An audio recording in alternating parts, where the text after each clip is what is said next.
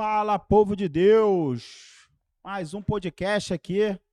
Marcos falando. Estamos aqui com o Bruno Campos, contador, jogador e não é morador de Septiba. É cria de Septiba, Bruno? Não, Obrigado, Bruno, primeiramente pela tua vinda aqui nesse podcast. Mas já me adiantou que não é cria de Septiba. Então não pulou da Coca-Cola ali, né? Não, tomei banho nessa praia aí, mas já pulou ali, já atravessou a rua e deu aquele chutibum? Só pulei ali, já mergulhei ali na água já. Já não, foi? Só meu pai já pulou bastante. Teu pai é cria? Cria de Septiba? Meu pai é. Maneiro, pô. Um dos primeiros aí a construir casas aqui em Septiba, o Ivan. Então Ivanzinho, Ivan lá, que mora ali Morava perto da Rodoiate. Do Rodoiate, Ivan, pô. E aí, Brunão, vamos falar de contabilidade, igreja. Bruninho já foi jogador de futebol, Bruno? É verdade? Joguei, né? Tentei brincar nesse meio aí, que a gente sabe que é muito disputado, né? E aí eu me profissionalizei com 16 anos no Taubaté, né? E com 18 eu parei. Minha carreira foi curta. Foi curta não mesmo? Muito longa, não. Né? Mas rodei bastante também. Mas não ganhou um dinheirinho não, igual o Neymar, pô? Ficou rico. Isso é 1%, né? A gente sabe que é pouca... Mas rodou, jogou no Flamengo? Joguei no Flamengo, na base do Flamengo, em 2002 a 2004. Do Flamengo... Aí depois do Flamengo só time pequeno, tá? Não sei se a galera vai conhecer. Aí joguei Mogi das Cruzes, joguei no Condor, aqui em Queimados. Sim. Na época tinha, não sei se nem se existe mais esse time. Joguei Taubaté, joguei na Portuguesa, joguei Taboão da Serra. E mais alguns outros times aí em Mato Grosso do Sul, no Mila Esporte. E deu uma rodada boa, hein? Uma rodada legal aí. Fez umas amizades boas, né? Muito. E teve alguém dessa galera aí que vingou? Foi profissional da tua época? Que jogou comigo, não jogou comigo, que era um pouquinho mais velho, mas às vezes eu subi de categoria, foi Rodrigo Arroz, Eric Flores, Jonathan, o Andrezinho, mais do Flamengo dessa galera. O restante, teve o Jean, também de Mato Grosso do Sul, jogou no São Paulo. A galera boa vingou aí. Que a gente viu jogar também, já batemos uma bolinha junto, treinava junto. Não cheguei a jogar nenhuma competição com ele não, mas já treinamos com o Jean também. Jogou quantos anos no Flamengo? Flamengo, eu joguei... O que aconteceu? No Flamengo, a minha história é meio rápida. Né? Fala aí. Eu tava em Manaus, fiz uma peneira em Manaus. Né? Nós tivemos uma peneira lá com 715 meninos. E aí passaram 5. Dentro desses 5, ficaram 1 no Flamengo, que fui eu, que veio pra cá. Né? Então, o Flamengo mandou... Na época, ainda tem, né? Tem a escolinha do Flamengo. Lá Sim. Em Manaus tinha um homem que tava famosa pra caramba. E aí, participei dessa peneira e vim pro Rio de Janeiro. Na época, meu pai tinha sido transferido para Mato Grosso do Sul, né? Então eles me trouxeram para cá.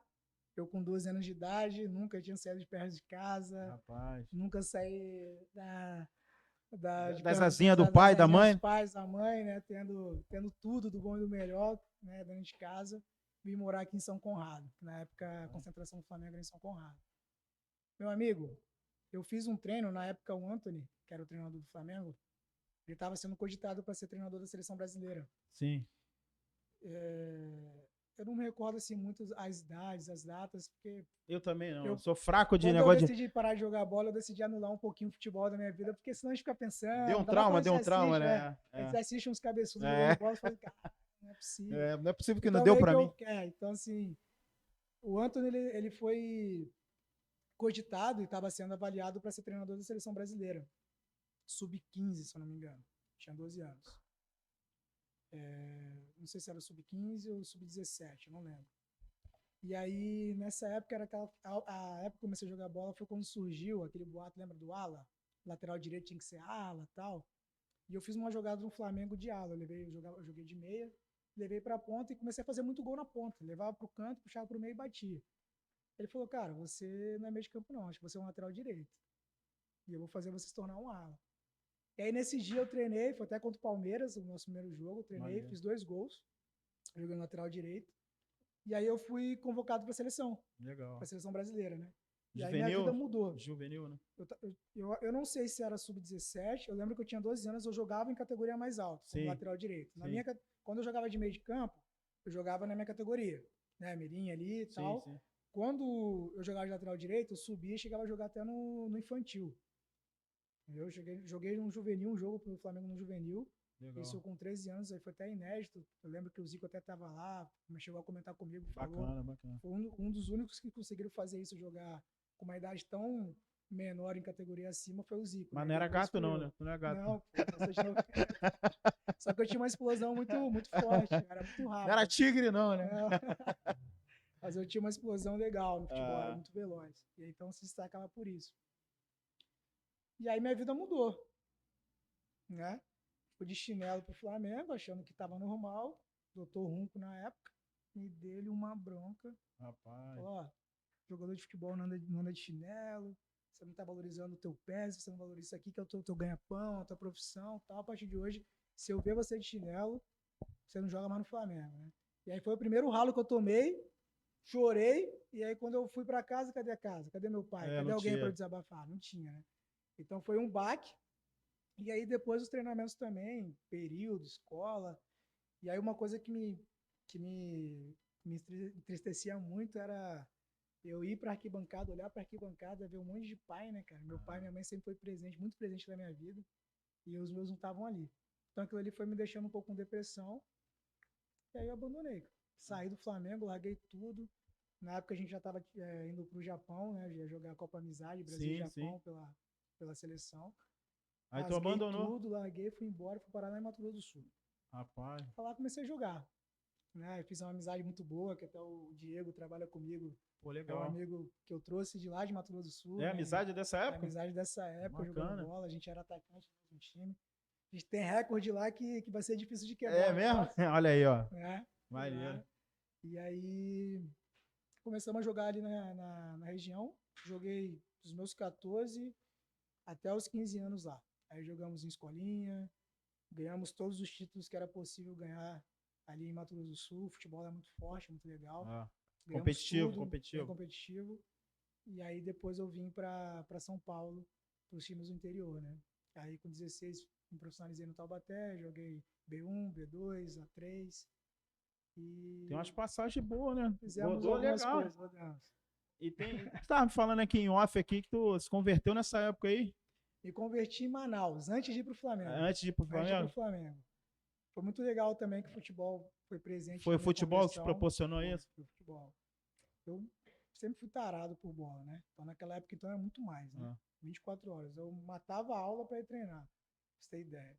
Estudava no colégio militar, do outro lado do colégio militar era o Dom Bosco. Só que tinha um vão na grade, magrinho, pequenininho, sempre fui pequenininho, eu passava pelo vão. Matava aula. Até um dia que eu fui matar aula, meu pai tava lá esperando na arquibancada. Com moleque chinelo? Porque o treinador me viu jogando e falou, ó, vou falar uma coisa pra você, pai, teu filho, eu sei que você quer que ele vire militar, estudo colégio militar, mas olha só, assiste teu filho treinar aqui. Eu tinha 10 anos nessa época, eu já tava jogando ali. Assiste teu filho treinar aqui que aí você tira as próprias conclusões. Que eu ia pra lá, tal, fugia na hora da educação física, ia treinar lá. Aí na época até me deram bolsa no colégio, tudo, né, no Dom Bosco, para jogar bola por eles. E aí nessa época eu fui pra igreja. Né, você tá falando da igreja. Foi convidado por alguém? Fui convidado, meus pais foram convidados, eu fui. Só que eu fui pra jogar bola, né? Porque eles falaram que na terça-feira ali ia ter uma peladinha. Eu falei, então eu vou, né? Beleza. Quando eu cheguei lá na igreja, primeira atitude que eles fizeram, que aí eu conheci o que era ser cristão, né? Que é pensar nas pessoas, eles oraram para que ninguém se machucasse, para que não tivesse palavrão, para que não nenhuma briga, nada, e aquilo ali me chamou muita atenção. Falei, pô, o pessoal pensa no próximo, né, cara? Vai jogar bola e tá preocupado com a minha saúde. E aí, então, aquilo ali me aproximou da igreja. Consequentemente, com alguns meses, eu tive um encontro verdadeiro com Deus aí e tomei a melhor decisão da minha vida. Pô, né? Bacana, cara. História show de bola. Ó, galera, não falta aula não, velho. O exemplo do amigo aqui não é muito exemplo não, mas não faz isso não. Ainda bem que virou contador, pô. Virou contador, empresário contador, mas poderia, né, ter dado tudo errado, né? Mas, exatamente. E foi algum amigo seu do futebol que te chamou ou foi algum convite do teu pai? Alguém? Da igreja? Da igreja. Não, eu não me recordo, mas eu acredito que foi algum convite que fizeram pro meu pai para ir. Quantos anos igreja. Você tinha nessa época? Eu tinha 10 anos. 10 anos? 10 anos. Eu fui pro Flamengo com 12, tinha 10 anos. Quando eu me converti com 11. Mas Com quando eu 11. fui pra igreja, eu fui com 10 Qual era a anos. igreja lá? Era a primeira igreja batista de Manaus. Primeira igreja batista? Eu acredito que ela tá viva Desde até hoje então, lá. vem seguindo a Cristo? Desde então, Ou nós deu uma tivemos... desviadazinha, É, né?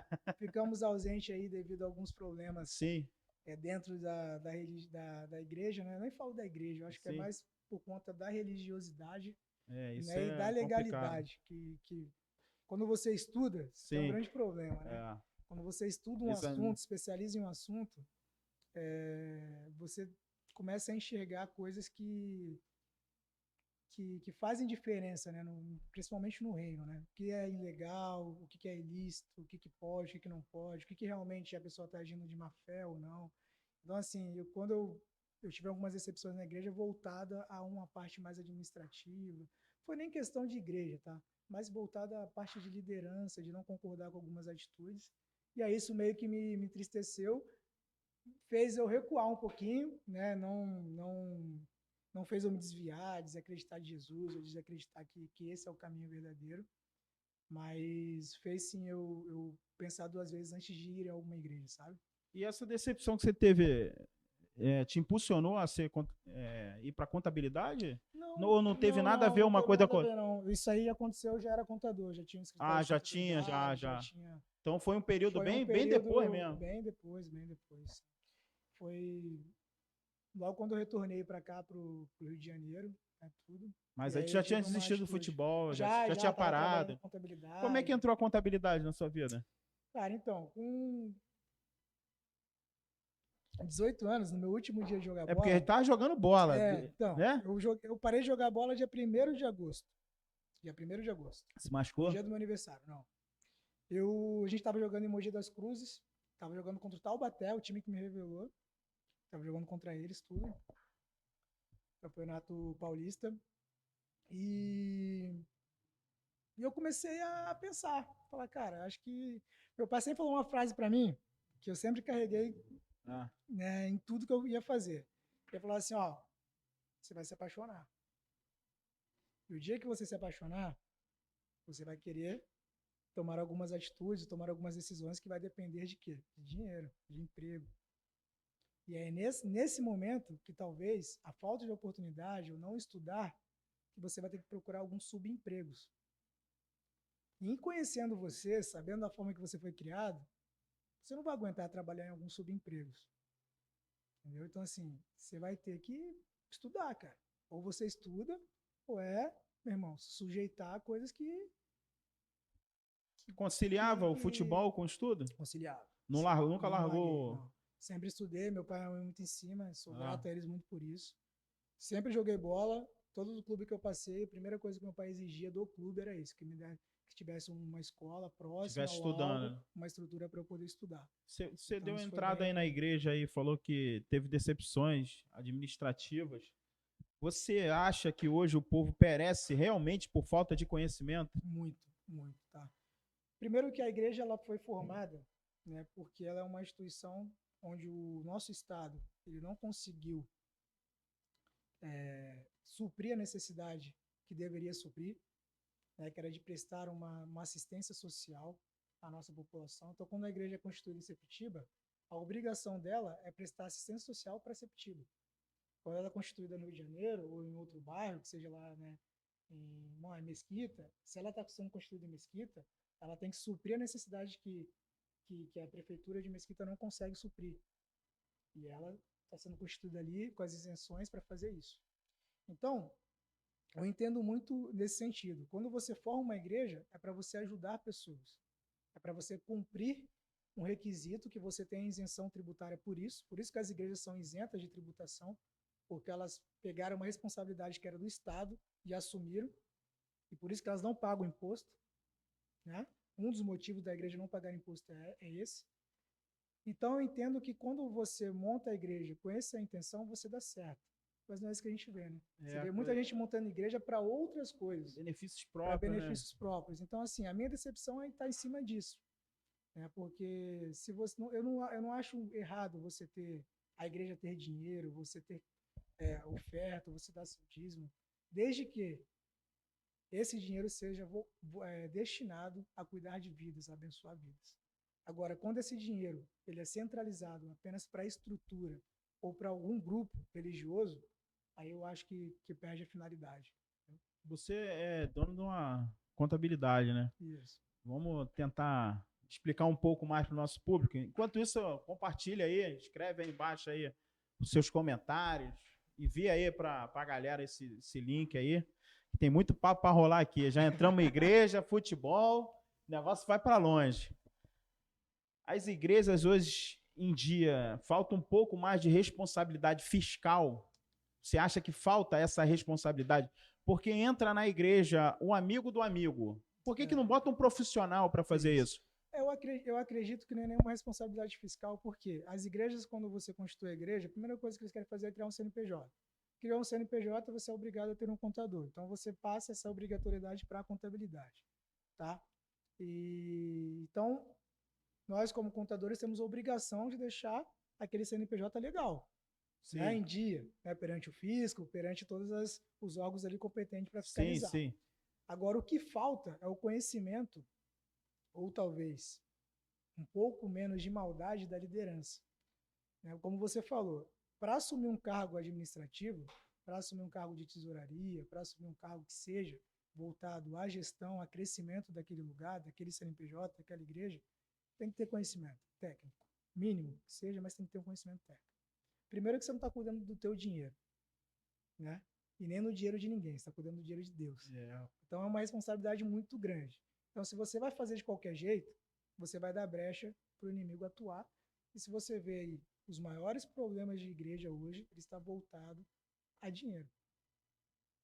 Antigamente, a gente era questão de pessoas queriam tocar no Ministério de Louvor, aí não conseguia, brigava, queria ter cargo. Hoje, se você olhar os maiores problemas da igreja, hoje não é mais nem cargo.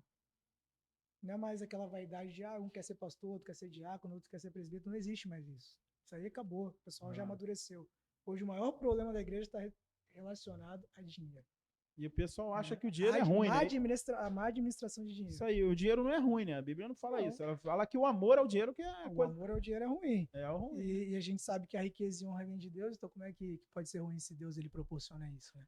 Agora sim, se você usar o dinheiro de forma errada, né, o dinheiro é um Deus. Né? Se você tratar o dinheiro de forma errada, ele vai te dominar. E aí, ele te dominando, você não tem como servir dois deuses, né? É isso aí. É o único momento na Bíblia que Deus se compara a alguém ou alguma coisa. É o dinheiro. Entendeu? Não vai servir a dois senhores. Exatamente. E na tua área da contabilidade, nesse tempo que você... Tem quanto tempo de contabilidade já? Nós estamos com o escritório 7 anos já. 7. Aqui em Sepetiba. Eu já atuo há 10 anos na área de contabilidade. 10 anos. Já pegou algumas igrejas já, né? Muitas igrejas. Muitas igrejas problemáticas, igrejas... Boas, problemáticas. Hoje, graças a Deus, as igrejas que a gente tem,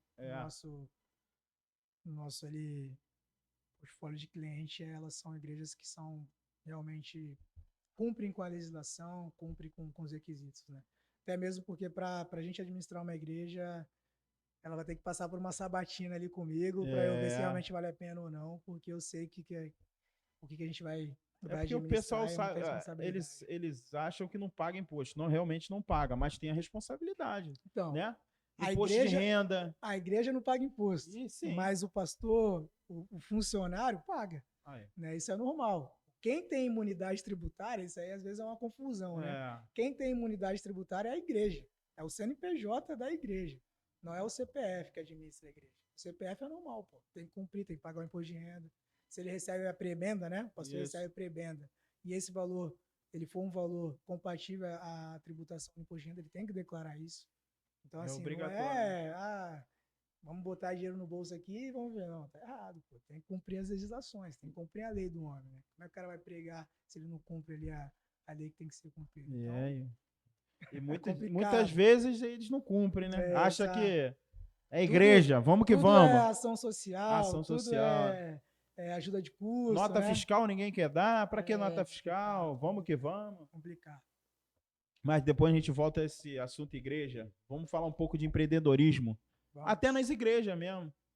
Você acha que falta um pouco desses estudos, dessa verbalização, dessa entrada mesmo do povo de Deus no empreendedorismo? Eu acho que a solução ela tá aí, né? Até mesmo porque o cristão, como eu falei para você, a gente cria algo para abençoar vidas, né? O empreendedor é assim. Você não vai criar algo para você. Você sempre vai criar algo. Você montou um podcast. Só você vai sentar aqui e vai ficar falando com você mesmo? Não, Não, não você pode. montou um podcast para abençoar a gente, para Isso aí. divulgar o nosso trabalho, Isso divulgar, aí. né, as nossas empresas. Então, assim, tem algum povo melhor do que o cristão de ser empreendedor? Não, Então coisa linda, falta, né? sim. Então Falta e assim, falta muito. essa educação financeira. Mas isso aí é algo que não veio dos nossos ensinos, né? Verdade. Mas o pilar de tudo está na educação financeira. Para você começar a empreender qualquer coisa, não é criatividade, brasileiro é criativo pra caramba. Primeiro ponto para você empreender está na educação financeira. Então, assim, eu acho que as igrejas poderiam se investir em educação financeira. Se eu não me engano, tem um curso, eu só conheço um curso hoje, que, se eu não me engano, chama até CRAU. É. Não sei se você já ouviu falar, que é um curso Não, de finanças, é mesmo. que fala sobre finanças. Mas, assim, Específico pro fala povo, específico de finanças e específico para pra a igreja. igreja. Mas é pouco, É né? muito É pouco. pouco. Então, assim, eu acho que a igreja deveria investir sim, porque o povo é generoso. Se tiver É. muito cristão aí, se as pessoas cristão empreendendo, acho que a gente vai ter muito mais soluções legais aí pro nosso bairro, pra nossa região. E pra Sepitiba e pro mundo, né? Com certeza. Porque nós somos mais da metade do Brasil aí evangélico, né? E, segundo o IBGE, mas essa conta não bate. Cadê o povo de Deus? Empreendendo, abrindo empresa, abrindo, né, Gerando a economia aí, fazendo, girando. né, Isso com aí, que a pô. legalidade, né, trazendo a própria emissão de nota fiscal, né? Isso aí. Porque quando você monta por exemplo, no meu caso lá, a gente montou uma empresa, a gente tem que cumprir a lei, né? Porque nosso primeiro ponto lá, um dos alicerces na nossa missão lá, visão e valores, fala que é a crença cristã. Certeza de que tudo que a gente conquista vem de Deus. Então, pô, se eu tenho a crença cristã e não cumpro a lei, não bate, né? É, não... Então, eu acho que uma das soluções aí para a gente fomentar a economia, para a gente melhorar até a questão econômica do nosso bairro, é os empresários começarem a ter coragem de empreender e botar Cristo no seu negócio, que eu tenho certeza que não vai dar certo. Agora, isso é bom, cara. Eu tenho uma ideia, eu vou falar de novo. Ilha do Tatu. Vamos sair com os taxi bold ali para Ilha Grande, Cara, né? Fomentar esse lugar. Tu imagina ali na beira da Ilha do Tatu, cheio de hotel ali, o pessoal largando o carro, indo para aquelas cara, ilhas fizeram doidas em lá. Itaguaí, né? Por que que Ah, não pode, por que que não fizeram em Sepetiba? é isso aí. Né? Assim, Sepetiba se só você se... for olhar em habitantes, se você for olhar em estrutura, até em geografia, cara, Sepetiba tem estrutura para receber um porto, algo aqui sim. Mas aí a gente tem que apelar aí, vamos apelar para os nossos governantes, né, Isso cara? aí, A governantes, galera tentar trazer empresários. empresários É, vamos fazer para isso aí, olhar um vamos. pouco mais para o nosso bairro, porque aqui tem ouro. Não Tem tem? ouro. Aqui é de Tem, Sepetiba, ama esse lugar, cara. tem, Esse mano. lugar, se cavocar, se cavocar, caça ouro, acha Tem, ouro. tem, E tem. é importante isso, Sepetiba, né? O pessoal não. Esse lugar, por muitos anos, o pessoal vem dizendo que não tem nada, não sai nada, não tem empresário para nada. E eu vejo ao contrário, eu amo esse lugar, cara. Eu acho que Legal. isso aqui tem um potencial incrível. Tu falou, a geografia do lugar é bacana, cara. Pô, legal. Não Bem é? O lugar estruturado. tem tudo para impulsionar, mas o povo não sei o que acontece, mas eu acho que vai destravar. Vai, pô. Vai A gente tá destravar em mudando aí. nome de Jesus. Sepetiba há 7 anos atrás e hoje que eu vi. É, Hoje a gente tem muitos empresários, assim, grande parte das empresas que eu tenho é de Sepetiba, por isso é um dos motivos de eu ter a minha matriz aqui. Né? A gente começou aqui, então sempre vai ter a matriz da Souza Campos em Sepetiba. onde que é a tua E fica contabilidade? em cima da Lojas Americanas. É, Em na cima da Lojas bomba ali, né? Americanas, ali na bomba. Começou no quintal de casa, na garagemzinha, e agora tá ali nas Lojas Americanas. Bacana. Quantas empresas tomam conta? Você toma conta Hoje lá nós hoje? temos ali em torno de giro ali que passam pela gente, em torno de 250 a 300 CNPJs É. que a gente administra. E a respeito do governo aí, esses CNPJ, você acha que com a mudança do governo tem alguma coisa a acrescentar, a tirar, ou continua a mesma coisa? Não deu tempo de... Não, eu acredito que vai continuar ainda, né? É, Pelo menos esse ano eu acho que não vai ter muitas mudanças para atingir CNPJ. A gente luta muito por uma reforma tributária, que eu acho que a carga tributária do Brasil é muito pesada. é. O empresário ele é bom mesmo. O cara que consegue fazer uma empresa no Brasil crescer é porque o cara é muito bom. Porque a gente luta contra tudo, né? Contra um sistema que é totalmente corrupto, um sistema que só olha um lado da moeda, não olha os dois lados. Mas acredito que esse ano a gente não vai ter muito impacto economicamente ou tributário, não. Mas eu acredito que daqui a 1 ano e meio, 2 anos, a gente vai começar a sentir alguns efeitos voltados à economia. Tá? Não voltado à tributação, mas voltado a uma questão de inflação, algo sim que pode prejudicar, que a gente vai ter que se reinventar. Assim. Se não tiver essa mudança da carga tributária, tu acha que pode Eu acho que afetar a as carga empresas tributária, diretamente?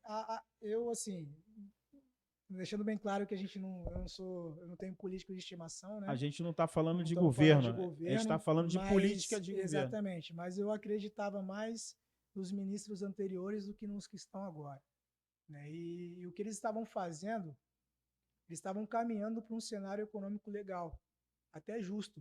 Sim. Lógico que a gente entende que não dá para mudar da noite para o dia tudo, mas estava sendo uma coisa equilibrada, né? E esse governo eu não vejo isso, eu não vejo uma preocupação no lado dos empresários, eu vejo uma preocupação em outra camada da população, que é uma preocupação também que a gente sabe que não é de resolver problema, né? É de Sim. você dar paliativos, Ah. mas então por esse sentido, né, por olhar assim, eu acredito que a parte econômica do nosso país ela vai sofrer um pouquinho sim, esses 4 anos. E eu sou empresário também, cara. Eu acho que os empresários do Brasil são os heróis. Muito. Você tira, Muito. vendo lá o que acontece nos Estados Unidos lá, rapaz, é tudo a favor do empresário. Aqui é o contrário. É. Aqui é tudo contra. Tudo contra. Carga tributária, tudo é contra o Nossa empresário. própria CLT, né, prende muito É, a questão da própria contratação, de você ter um colaborador na tua empresa.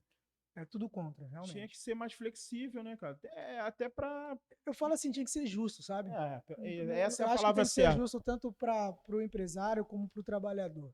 Eu acho que tem que ser justo para os dois, né? Sim. E aí eu acho que caminharia legal.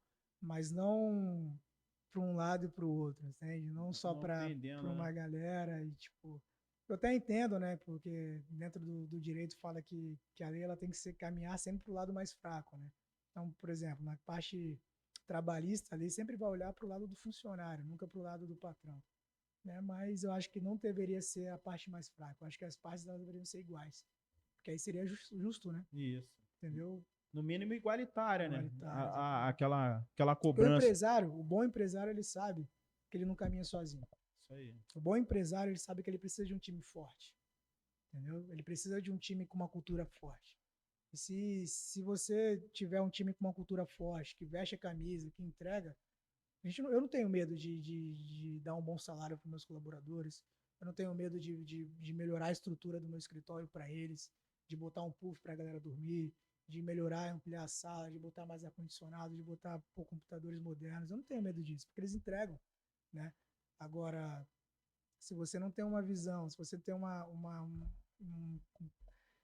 não tem um esclarecimento legal sobre esse assunto, você fica com medo, pô. Uma Como é crença que você vai dar um salário limitante, né? alto, daqui a pouco tem uma rescisão alta, tem isso, tem aquilo. Já está Então, preocupado em assim, mandar o cara você embora. fica pensando no pior, você não pensa no melhor.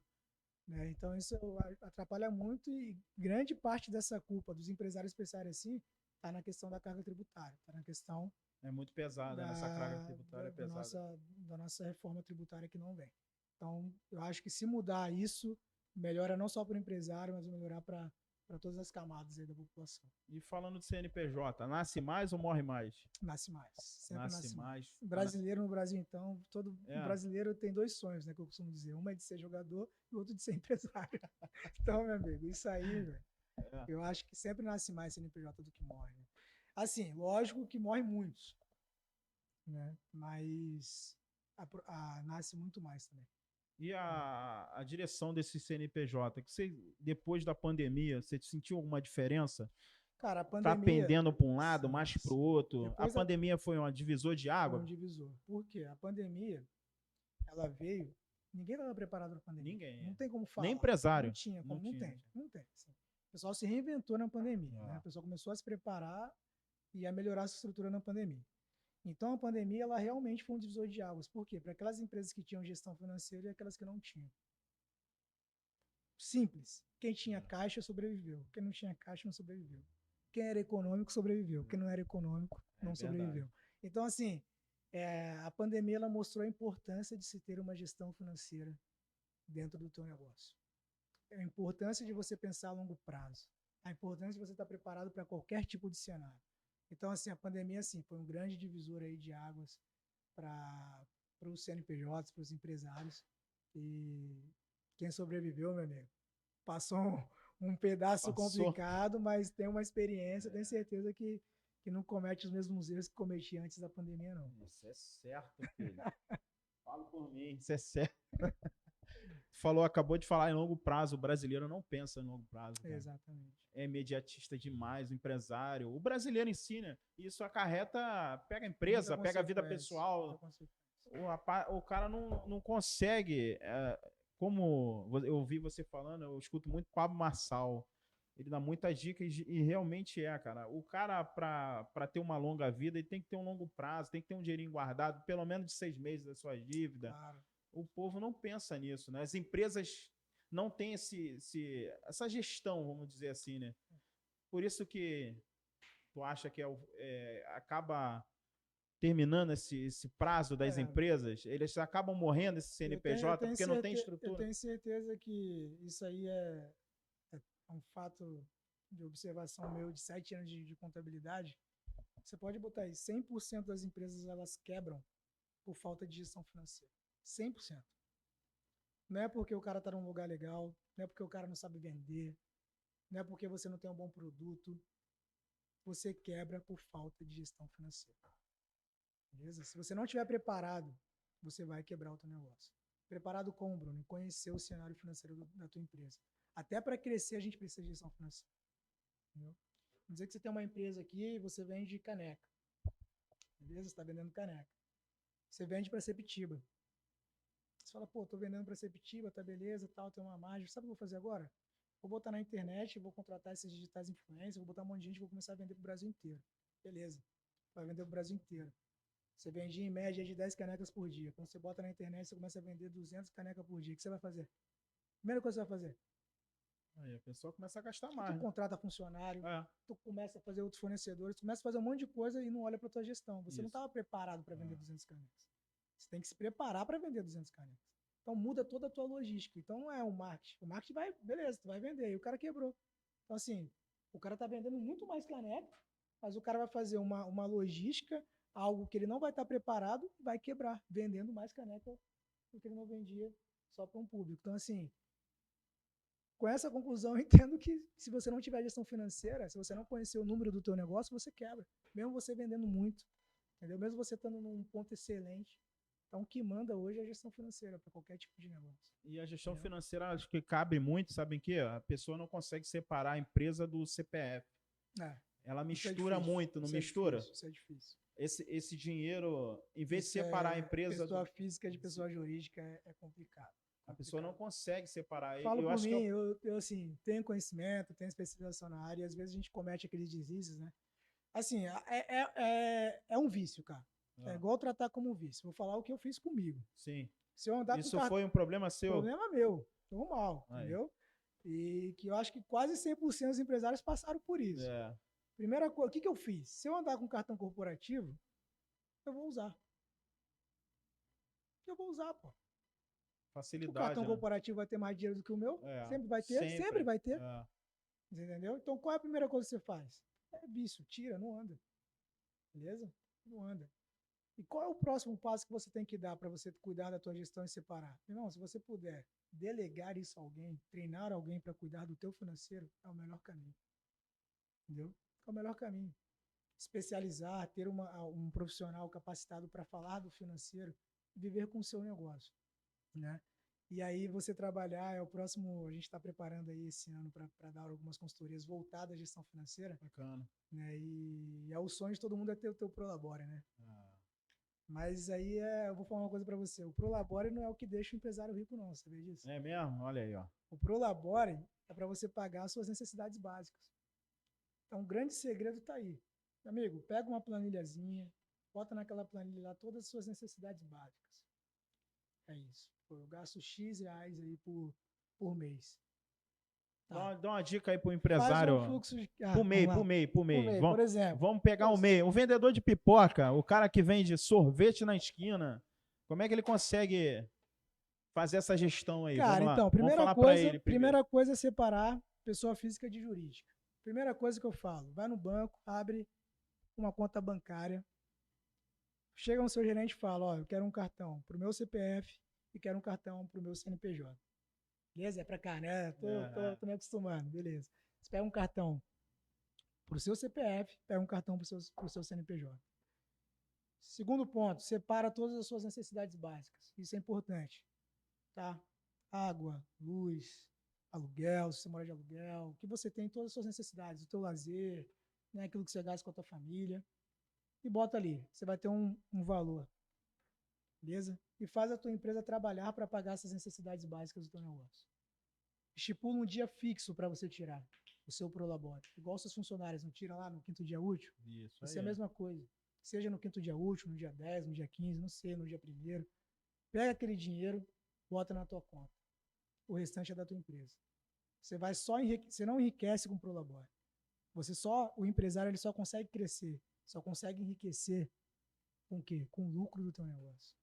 Aquele carro que você quer, a casa do teu sonho, o projeto de vida que você quer, é o lucro da tua empresa que vai te dar. Não é o teu prolabore, não é você sangrando no teu negócio. Então a dica que eu dou é essa, separa. Bota suas necessidades básicas de um lado, supra as suas necessidades básicas, e quanto mais a tua empresa tiver lucro, ou seja, quanto mais a tua empresa economizar dinheiro, maior dinheiro você vai ter. Porque aí no final do ano você chega, faz uma retirada de lucro lá, né, tira um PL, pô, aí você consegue comprar teu carro, tua casa. E sabe o que é legal? PL não tem imposto. Você não vai pagar, olha aí, não vai pagar imposto sobre isso, sobre o lucro, entendeu? Então, assim, então você vai ter um dinheiro legal, você não vai ter imposto sobre esse dinheiro, vai poder gastar à vontade com aquilo que você quer e a tua empresa não vai sofrer com isso. Olha aí, acabaram de ter uma aula aí, ó. Bom, Acabaram de ter uma aula aí, compartilha, dá o like aí, ó. Escreve aí embaixo alguma pergunta.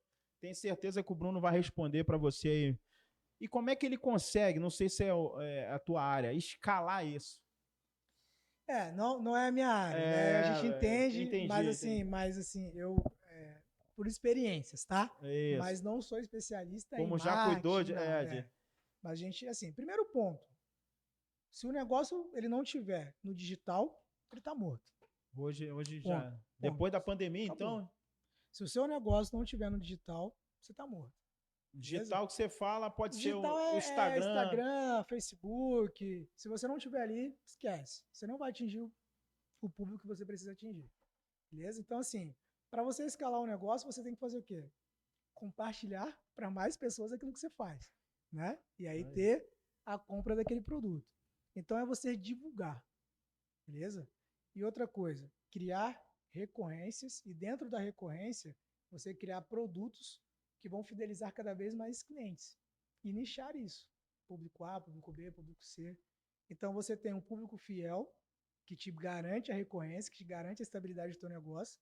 Depois você começa a testar produtos e aquele produto que mais vende, que mais está saindo, meu irmão, entrega, canal de venda, canal de marketing, mídia, investe nisso, que é importante, que eu tenho certeza que você consegue crescer. Agora, não sou especialista, tá? Aí eu tenho que entender do produto, a gente tem que ver sobre imagem de contribuição, ver alguns outros pontos que aí voltado à contabilidade que eu posso ajudar para dar um diagnóstico legal. Mas uma dica para escalar, usa muito a rede social. Bota a sua cara, bota a sua identidade, bota a sua verdade naquilo que você faz, que as pessoas compram isso. Beleza? Compram isso. E aí, com certeza, a divulgação você vai conseguir. E mais uma dúvida minha que eu acho que a galera também tem, cara. Você já administra tantos CNPJs e a galera aí das mídias sociais aí fala abertamente que é muito perigoso a gente só ter uma fonte de renda. O que você acha disso? Você acha que é uma verdade absoluta, uma verdade mais ou menos? Cara, a Bíblia fala disso, né? Pra gente diversificar, né? Isso aí. Então, se a Bíblia fala, a gente obedece. A gente obedece. Assim, o perigo tá. Sim, você não pode ter uma única fonte de renda. Mas você não precisa abrir vários CNPJs para ter várias fontes de renda. Aí, essa é uma dúvida Entendeu? da uma galera. Dúvida legal. Por exemplo, eu, no caso, eu sou contador. Sim. Não adianta eu abrir uma uma lanchonete, eu abri agora uma casa de show, eu abri uma concessionária de carro e querer dar conta de tudo isso, administrar tudo isso. Lógico, se eu tiver sócios, pessoas competentes para atuar na área, eu como contador consigo administrar, cuidar da parte lá da parte legal, da conformidade legal, mas entender de todos esses assuntos aí, meu amigo, eu vou ter que ter muita dedicação, muito estudo. Mas eu posso, dentro da minha área, diversificar. Né? Eu vou dar um exemplo claro lá no escritório. A gente tem a contabilidade, conformidade legal, né, que são as guias, os impostos. Nós temos a parte de consultoria estratégica e agora financeira, que é um outro tipo de serviço. Nós temos o certificado digital, que você não precisa ir em outro lugar. Os nossos clientes eles vão até o nosso escritório ou pode fazer da tua própria casa, então também é uma forma de diversificar a renda. Sim. Né? Nós temos a parte de mídia que a gente vai estabelecer, que aí vocês, quando a galera vê jogador, se a galera, a gente vai criar uma agência voltada a conectar empresas com atletas. Então, uma outra forma de você conectar é tudo isso dentro do meu CNPJ. Entendi. Então, assim, você não precisa criar outros negócios paralelos para você diversificar. Você pode criar outros produtos dentro da tua própria empresa, que eu acho que assim fica mais fácil de você administrar. E geralmente no paralelo, né? Ali na linha. É o que tu falou, o cara não pode abrir uma boate e abrir uma concessionária de carro. Pô, não vai dar certo, vai dar ruim, né? Tem que ser, no mesmo ramo, se possível, no mesmo ramo, né? Até uma questão de geografia, de você estar num lugar, por exemplo, eu administro tudo isso em um único lugar. No meu escritório, na minha sala, então eu tenho tempo, eu divido minha agenda por isso. Com a mesma galera. Com a mesma galera. Aí eles ganham bem, aí ganham bem. A galera tá aqui, ó, confirmando. Beleza, entendeu? Um monte de empresa então, dentro da mesma empresa. Exatamente. Então, assim, o pessoal vai se especializando, a gente vai botando gestores, lógico, aí a gente vai colocando líderes em cada departamento, né? Gestores ali dentro de cada área, para a gente delegar e ser o nosso braço. E aí fica mais fácil de administrar, beleza? Mas nada contra aqueles empresários que tem um monte de negócio aí que eu admiro pra caramba. O cara né? Tem que ter uma cabeça boa, que o cara é bom, eu admiro isso. Conheço muitos aí, sigo até... Tem uma galera que eu sigo no Instagram que faz isso, que tem um monte de negócio. Eu sou fã de um programa que é o Shark Tank. Os caras compram de tudo, entendeu? Só que é aquilo negócio. Ele compra, age naquilo que ele sabe, né? Eu comprei, mas eu não vou estar lá todos os dias. Eu vou botar uma pessoa especialista para cuidar daquele negócio para mim. Se você tem condições de fazer isso, beleza, diversifica dessa forma. Se você não tem condições, foca no teu negócio e cria canais de vendas dentro do teu próprio negócio. Que aí você vai diversificar também e você vai ter tempo de ter uma gestão legal, um controle melhor ali do teu produto. Pô, bacana. E essa consultoria que tu tem lá é para esse tipo de gestão, hein? É isso aí, é uma gestão estratégica. A gente começa desde a parte da contratação, da cultura da empresa. Né? Tudo começa com a cultura. Tudo começa quando você tem uma cultura. Quando você fala em cultura, o que quer dizer isso aí dentro de uma empresa? É uma regra, né? Cultura é uma regra. É a regra do jogo, eu costumo dizer assim. Aqui funciona assim, meu amigo. Na tua casa funciona como? Beleza, lá funciona assim. Mas aqui dentro dessa empresa é desse jeito. Na minha casa é de outro jeito. Beleza? Então a cultura é uma regra. É um norte para todos os nossos colaboradores. Né? E para sobreviver, a empresa que cresce, que sobrevive, que consegue ter uma vida bem longa dentro do negócio, ela sobrevive só com cultura. Né? Hoje eu estou aqui. Sim. Se você for lá no meu escritório, você vai ser atendido da mesma forma como se eu estivesse lá. Por quê? Porque a galera veste essa cultura. Então aí a tua marca começa a crescer. Não você fica escutando, pô, eu vou no escritório, com o Bruno eu sou bem atendido, com o fulano eu sou mal atendido, com o outro eu sou bem atendido. Que cultura é essa? Que característica é essa? Agora, quando você vai numa empresa, você sempre é bem atendido da mesma forma, tem a mesma tratativa, os mesmos resultados que qualquer pessoa, é porque você tem uma cultura forte. Então, a gente começa estruturando essa cultura. Isso antes de nascer o CNPJ? Antes de nascer o CNPJ é muito importante. A cultura, ela nasce com os primeiros colaboradores que você tem, né, cara? Então, assim, você montou o seu CNPJ, você abriu a porta, inaugurou, a cultura ela está nascendo junto com a empresa. O horário de entrada, o horário de saída, o horário que você tem de lanche, como que você vai tratar o teu cliente. Isso tudo está na cultura. Então, a gente trata essa parte primeiro, que é muito importante, aí depois a gente vem fazendo alguns processos, né? Voltado à questão de atendimento, voltado à questão de logística, voltado à questão de estudo também de viabilidade do local. E agora está entrando na parte financeira, que a gente vai já falar sobre lucratividade, precificação, também, que é um projeto nosso agora de 2023. essa consultoria que tu fala seria uma automação, vamos dizer assim? Não, né? Nós também Automação ajudamos. Não, pessoal. a gente ajuda a encontrar ferramentas de tecnológicas para fazer o teu negócio crescer. Legal. Mas eu não implanto essa ferramenta. Sim. Tá? Você Hoje dá um nós norte, temos né? isso. Hoje, por exemplo, o nosso cliente ele tem uma ferramenta de gestão. O cara fecha contrato com a Souza Campos, ele já vai ganhar essa ferramenta de gestão financeira. Até mesmo porque eu acredito 100% que não adianta o cara abrir o CNPJ e não ter gestão, porque ele vai quebrar. Então, eu vou perder um tempo, ele vai perder o tempo dele, né? E eu vivo do negócio dele. Então, eu tenho que fazer o negócio dele crescer. Isso aí. Então, aí a gente entrega as ferramentas, dá o suporte de gestão, mas a parte tecnológica a gente até pode indicar. Mas a decisão sempre é do gestor, sempre é do dono, GT.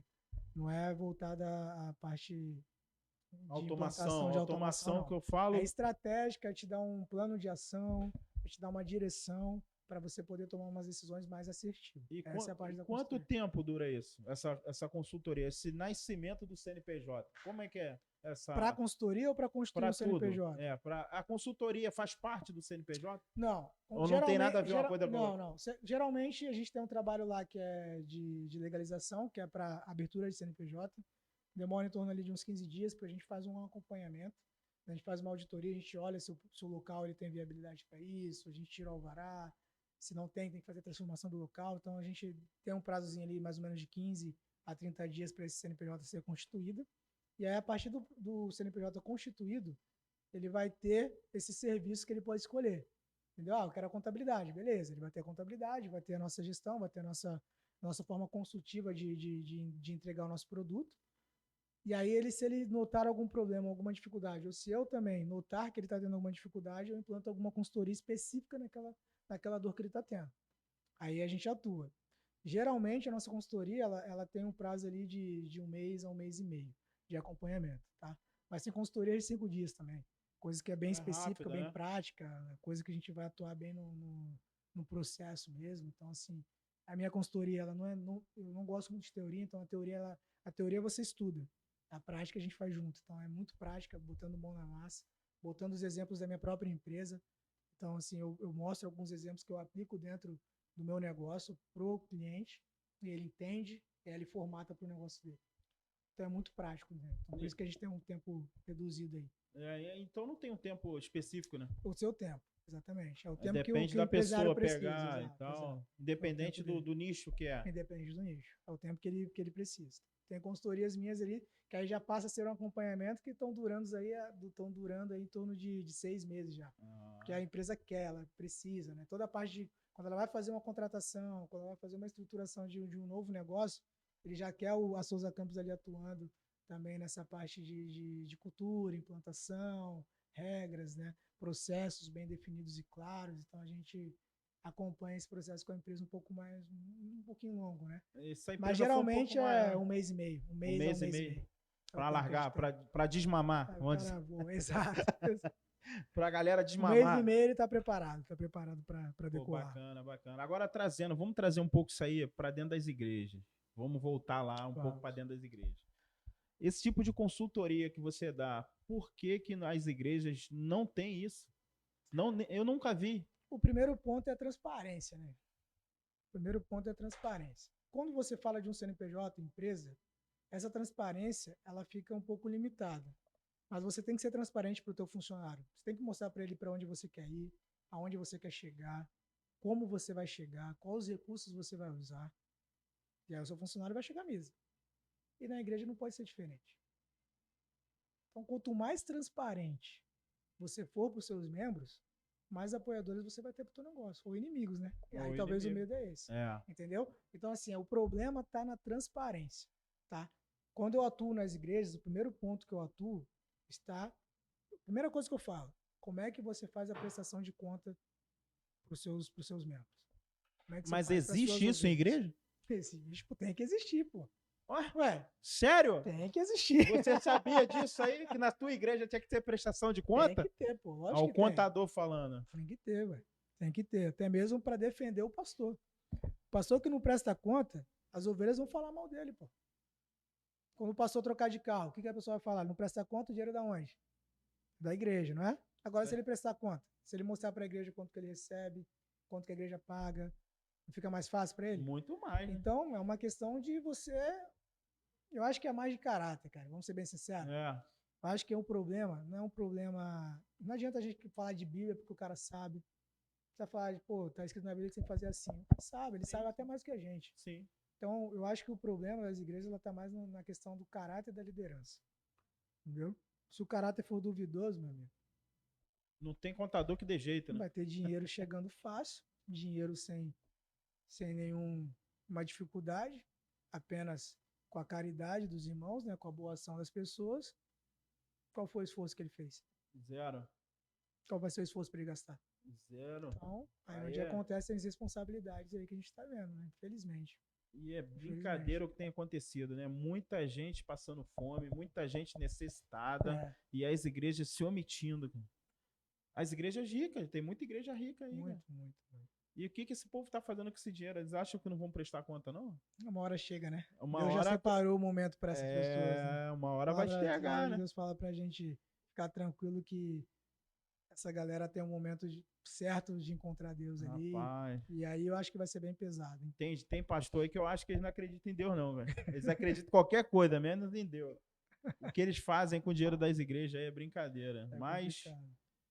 Essa sua consultoria, você tem alguma consultoria específica para membro de igreja? Tesoureiro? Nós vamos ter agora a financeira.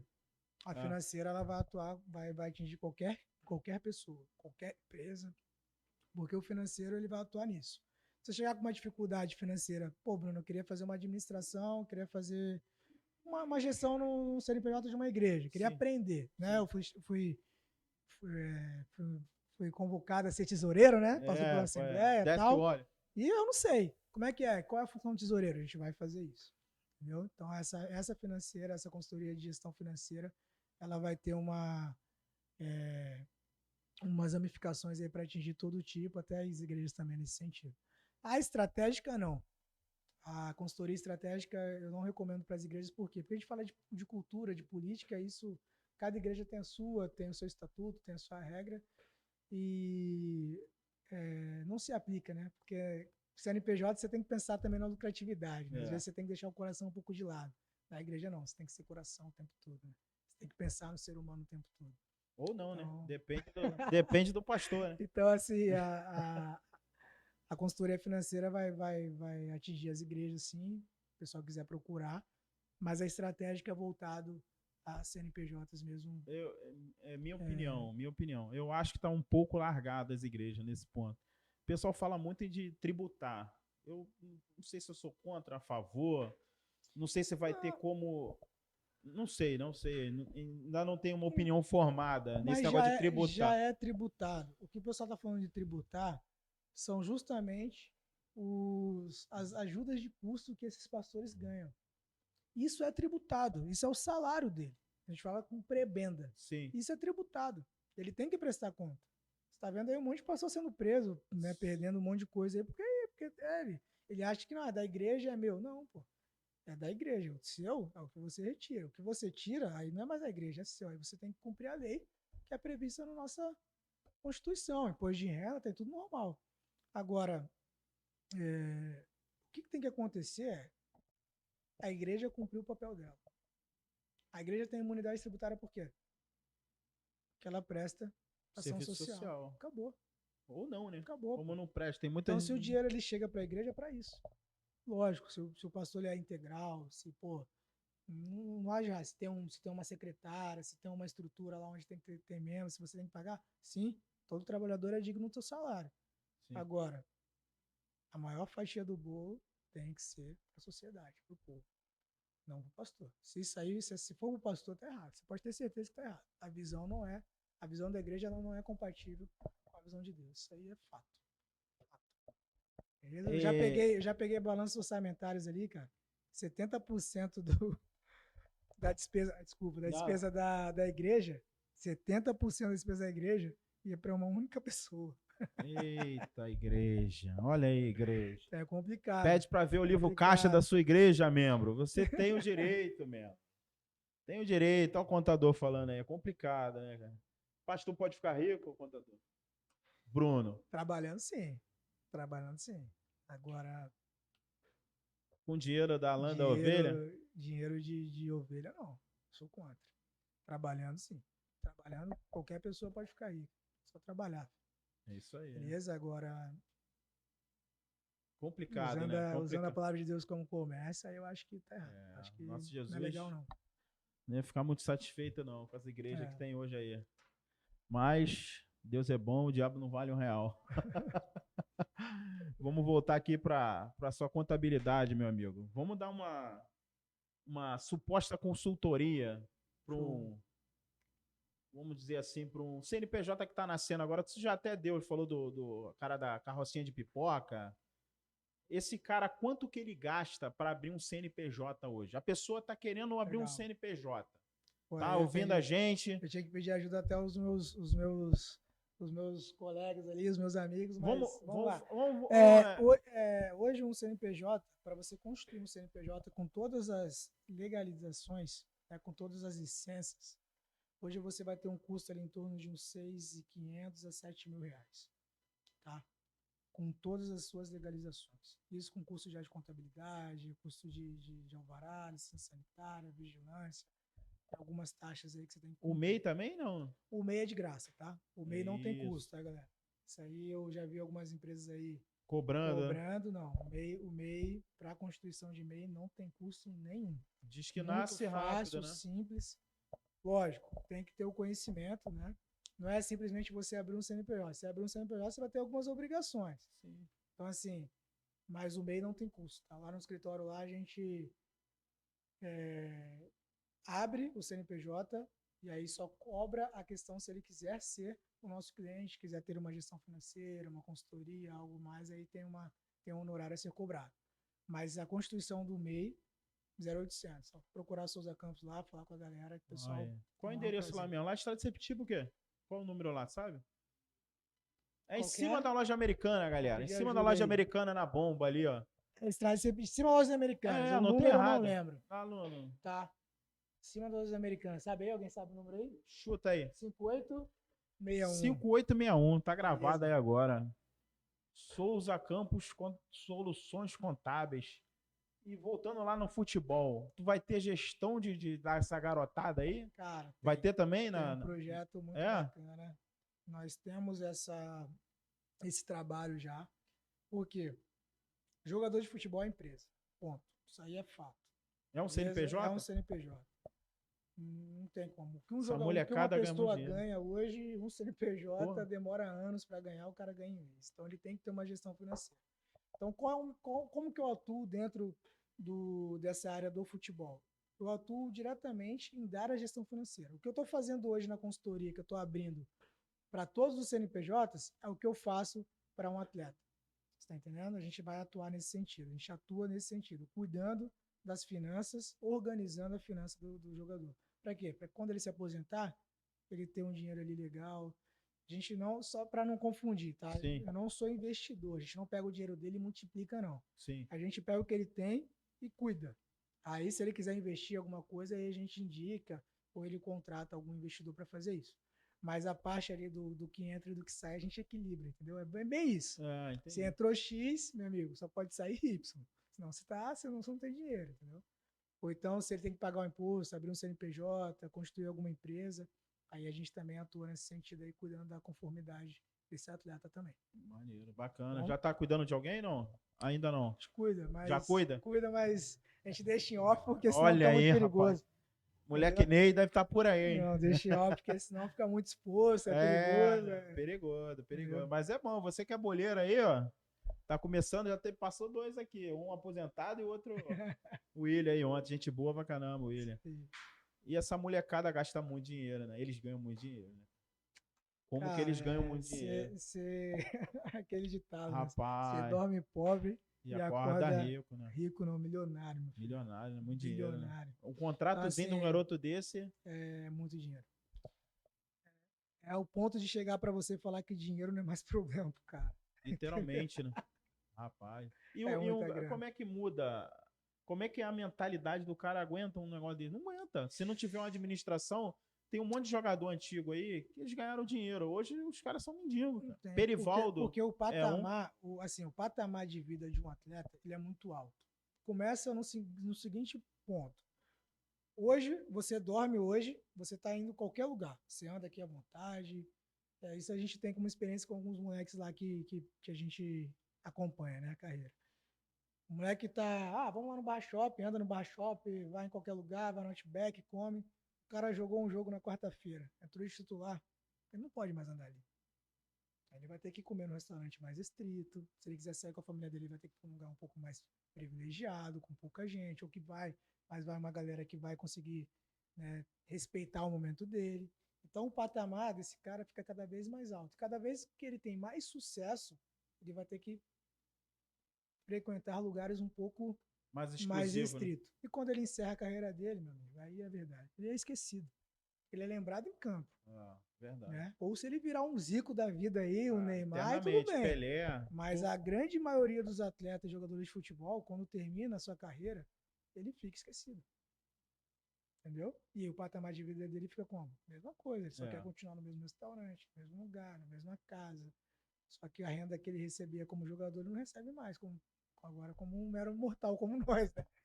Zerou. Aí não entra mais, só sai, né? Só sai, mas entendeu? Se o cara não investiu, não tem como, exatamente. Então ele tem que ter esse controle, essa cabeça desde cedo, porque a carreira é curta.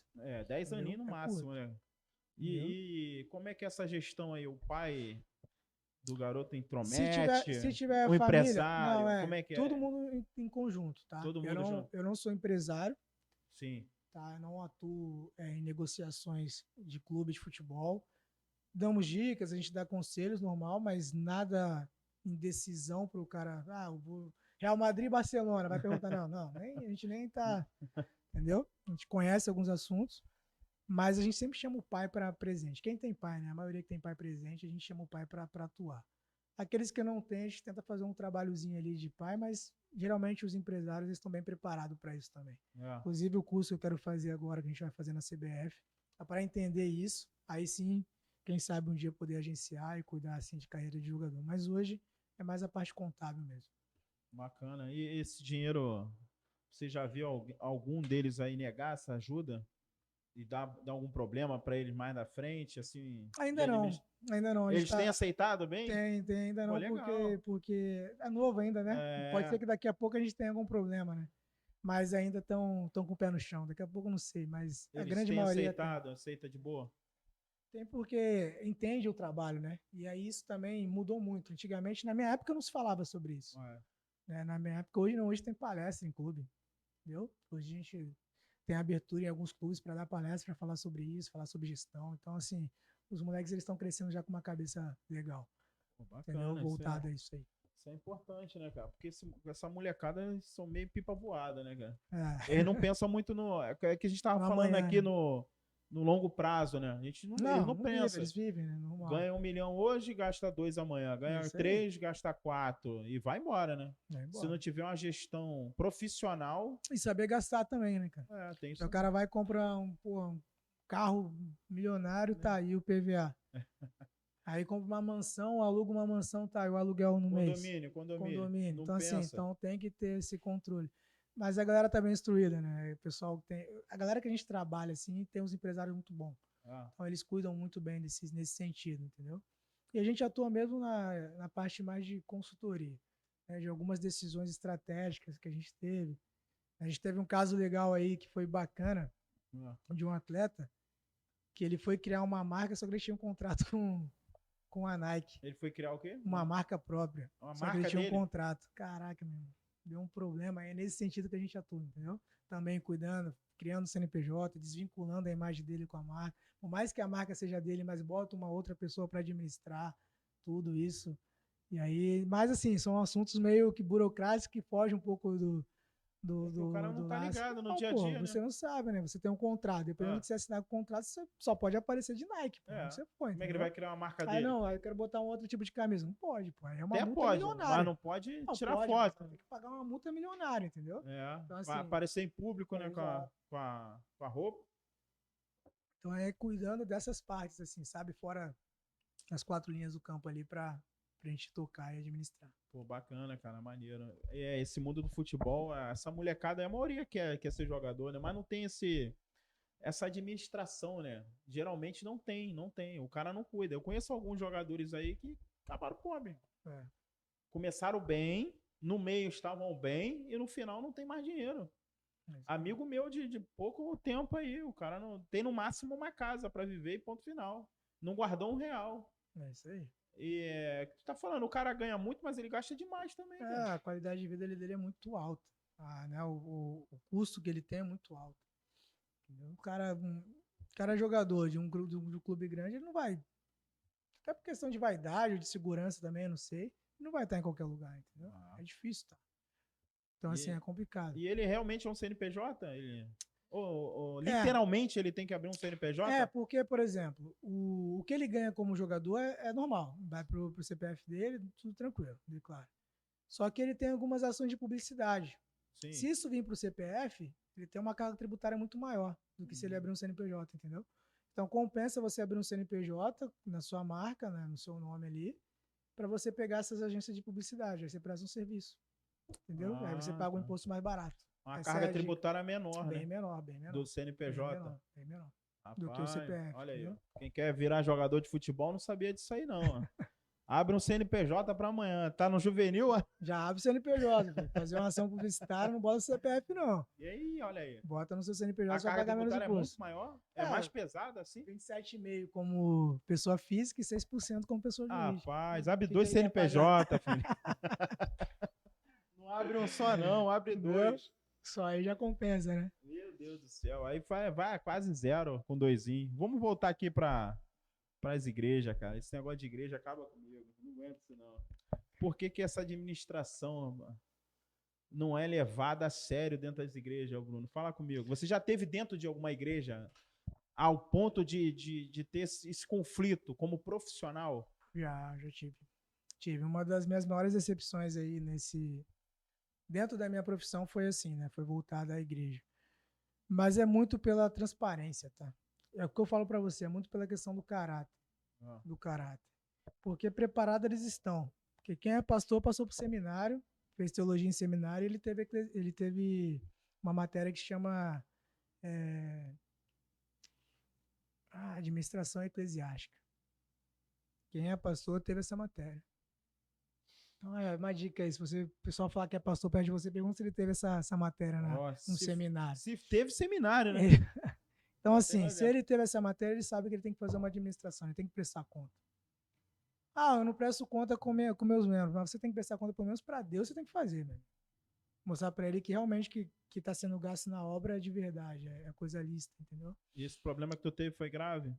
Foi porque eu entrei numa inocência, né?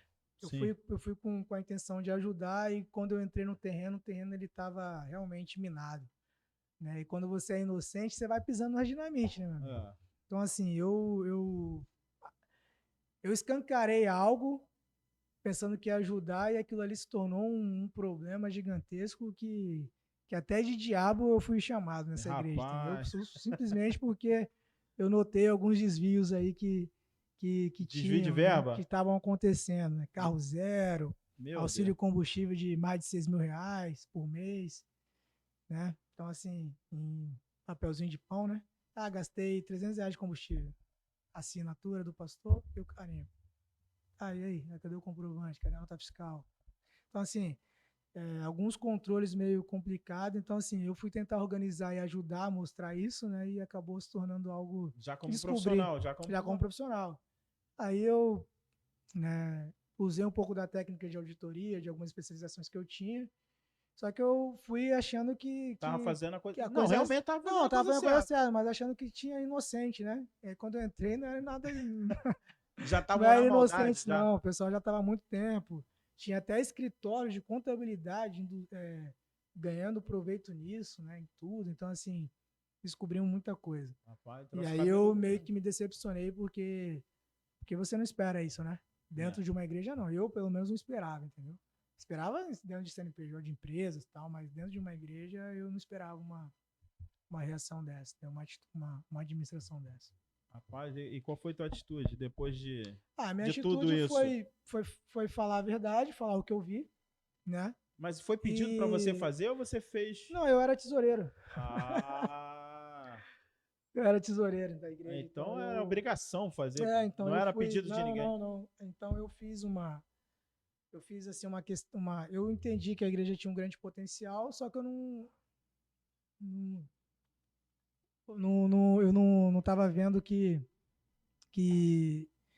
o dinheiro da igreja. Falei, pô, a igreja recebe uma renda legal, tem um valor legal. Por que a igreja não cresce? Por que a igreja está tanto tempo assim? Por que não tem uma obra legal? Por que não tem uma pintura na parede? Então eu fui querer organizar, sabe? Então, vamos ver onde é que é o problema, onde é que está sendo esse dinheiro. E aí, quando eu fui ver onde é que estava saindo, Meu Deus, tava indo foi o problema. Estava indo pro bolso pro de nosso algumas companheiro. pessoas. Nosso não, né? Nosso companheiro. Nem sei quem é. Não me põe aí. Acabei de me colocar onde eu não queria. Rapaz, mas Entendeu? esse escândalo aí das lojas americanas, vamos falar um Isso é pouco disso aí. polêmico. Rapaz, que troço doido isso aí, hein, Cara, cara. então, isso aí vai ter umas reviravoltas, eu acredito. Tá? Será? Eu não consigo entender como é que uma empresa tão grande mesmo, de ser uma capital aberta, de ter vários acionistas, ela vai cometer um erro tão básico de lançamentos. Então, assim, eu não posso nem falar tanto, né, por questões até para proteger um pouco a imagem do meu escritório. Não é minha, não, porque a minha imagem é isso aí, a gente tá aqui para tudo. Mas o escritório, sim, então a gente tem algumas negociações até com algumas empresas que têm ligação com as americanas, então a gente não pode muito se aprofundar um pouco. Mas no fala aí assunto. o que dá para falar, pode falar. Tipo tudo. Mas assim, eu acredito que isso aí não foi um erro. Tá? Eu acredito aí que é uma estratégia. Vou falar só o que eu posso, tá? É uma estratégia tributária. Vocês vão ver isso mais na frente. Eu acho que é uma estratégia. Eu acho que a dívida chegou a um ponto tão grande, impagável, que para você pagar essa dívida você tem que decretar falência. Como é que eu vou falar? Eu consigo falar, o escritório ali, o Bruno fechou porque faliu. Sim. Beleza. Como é que você vai falar? Eu sou dono dos americanos. Cara, eu tô quebrado. Quase você vai acreditar em mim? Quase impossível. Você não vai acreditar? Não. O governo vai acreditar? Não vai. Então como é que você acredita? Se eu escandalizar isso. Se eu escandalizar. Se tiver um rombo de alguma coisa... uma coisa muito escandalosa e a mídia, bater só naquilo ali, né? Eu tinha pensado nisso. Então, assim, então eu acredito, com a pouca experiência que eu tenho ainda dentro desse meio, eu acredito que é uma estratégia tributária. Será que vai chegar nisso aí no final, a estratégia tributária? Fecha, paga, abre outro CNPJ, sem dívida, sem nenhum, e vamos ser felizes de novo. Vamos ganhar dinheiro de novo. Meu Deus do céu. Eu conheço um tal de Barsi, o maior CNPJ da Bolsa. Ele diz que todas as varejistas vão quebrar um dia. Tu acha que isso é verdade? Tu acha, no seu ponto de vista? O que você acha? Não, com certeza. Porque ele está falando no sentido de não ter estoque. Ele fala nesse sentido. Hoje, o que essas varejistas fazem? Elas vendem o que elas não têm, né? Isso. Você sabe disso, né? Ela trabalha com o teu dinheiro. Ela não tem isso guardado em estoque. Quem tem são os pequenos negócios. Beleza? E os pequenos negócios quebram muito mais rápido. Então, elas estão alicerçadas, essas grandes varejistas, elas estão alicerçadas em pequenos negócios. Então, por isso que ele está falando nesse sentido. Por isso que vão quebrar. Não é pela questão da gestão, pela falta de dinheiro que elas têm, não. Mas é porque o carro-chefe delas são empresas que talvez não tenham tanta gestão assim. Então, é nesse sentido que ele fala, entendeu? Vai chegar uma hora que não tem.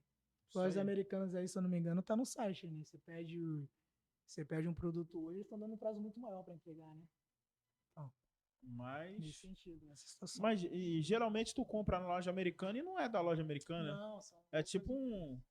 A gente tem alguns clientes que fornecem para lojas americanas. É por isso que é complicado falar, porque a gente pode comprometer alguma operação, né? Então não vamos aprofundar. Mas geralmente são outros CNPJs, ela só é uma intermediadora, tá, do processo. Só é o site. Mas esse rombo aí é específico da loja americana, né? Ou das outras empresas? Da loja americana. Loja americana. Não teve nenhuma outra empresa envolvida nisso, não. Isso aí foi dinheiro que saiu sem comprovação. Ou com comprovação errada. Rapaz. Tipo a do pastor aí, mais cedo. Só que ali o Tipo negócio a do pastor aí, mais cedo aí que a gente falou aí. É aquele caderninho de pão, né? Exato. Então são registros... É por isso que eu falo, assim, Cara, o meu escritório não ia cometer um erro desse dentro de uma empresa dessa, sabe? E com certeza as pessoas que estão lá dentro, elas estão muito mais preparadas que a gente, têm muito mais experiência do que a gente. Como é que Então eles foi um erro cometeram esse erro? proporcional. Eu acho que Foi um erro proporcional. foi um erro. Mas lá na frente a gente vai entender Vai o que entender essa manobra aí. Vai foi entender. maldade. Eu acho que foi um pouco de Eu maldade. acredito que vem uma manobra tributária. E isso disso. pode espirrar nas outras empresas, tu acha ou não? Elas estão. O problema não é das lojas americanas, cara. Quem vai sofrer com isso é quem são os credores, né? São as pessoas que têm dinheiro das lojas americanas, porque ela não vai pagar. Sim. E se ela pagar, ela vai pagar como ela pode e o que ela pode pagar. Então, assim, quem vai sair perdendo mesmo em tudo isso são os fornecedores das lojas americanas. Eles não. Sim, eles não. Mas você está falando que a empresa vai abrir falência. A CNPJ pode abrir falência, sim? Abel Prazer? Não, tem que provar. Tem umas etapas, né? Você tem que, por exemplo, você tem que queimar algumas coisas, né? Você só abre falência quando você não tem nada. Você não pode ter nenhum carro, nem nada dentro do teu negócio. Entendeu? A partir do momento que você tem que queimar aquilo ali para pagar as suas contas, entendeu? Ah, eu queria ter falência, mas eu tenho, 10 carros, eu tenho um iate, eu tenho um avião, então vende isso aí, meu amigo. Aí a gente acreditou e paga as suas contas. Então, assim, não é fácil, não é fácil. Só que a situação das americanas é o quê? Ela tem outras franquias, ela tem outros CNPJs, ela tem outros tipos de caixa. Então, assim, são vários grupos, né? Não é um CNPJ, são vários CNPJs. Então, ali, por isso que ali eu entendo que vai ter uma reviravolta tributária nisso. Rapaz, revelações. Irmão, estamos chegando aí ao final do nosso podcast. Espero que seja o primeiro de muitos, hein? Claro, fico feliz. Já está convidado para o próximo. Legal. Foi bacana demais, gostei muito da tua vinda aqui, cara. Parceirão mesmo, muito obrigado. Tenho certeza que vai ser a primeira de muitas. Dá aí o endereço aí da tua loja de novo aí pra galera aí, onde que é lá. Tô te quebrando direto nesse endereço. Esse endereço aí eu tenho que decorar, cara. Em cima da loja americana. Número 5861, em cima das lojas americanas. Tá bom? Vai lá tomar um café comigo lá. Vai ser um prazer receber. Dá as considerações finais aí, meu amigo. Eu quero agradecer pela oportunidade. Eu acho que o nosso bairro precisa disso e então parabéns por essa atitude, por vocês aí tá proporcionando isso para nós empresários, para as pessoas que moram aqui. Eu vi que o Leandro esteve aqui, né? Então isso é muito legal. Ele é um cara que tem que ser valorizado. É muito gente boa. Né? Cria de Sepitiba. É um cara que... Então, assim, eu de verdade mesmo, estou muito feliz por essa iniciativa de vocês. Show. E continue firme, cara. Continue, porque isso aqui tá abençoando vidas. Eu acho que um dos propósitos de vocês é isso, né? É isso. E muito obrigado por fazer parte um pouquinho dessa história de vocês também. Caraca, obrigado aí, tá irmão. Bom? Obrigado por ter vindo. Deus abençoe. Amém. Que através de você venha mais gente aí. Fique à vontade, tá? Galera, compartilha aí. Comenta aqui embaixo, que o Bruno com certeza vai responder os comentários. Que Deus abençoe vocês. Muito obrigado por tudo aí. Até a próxima. Um beijo no coração.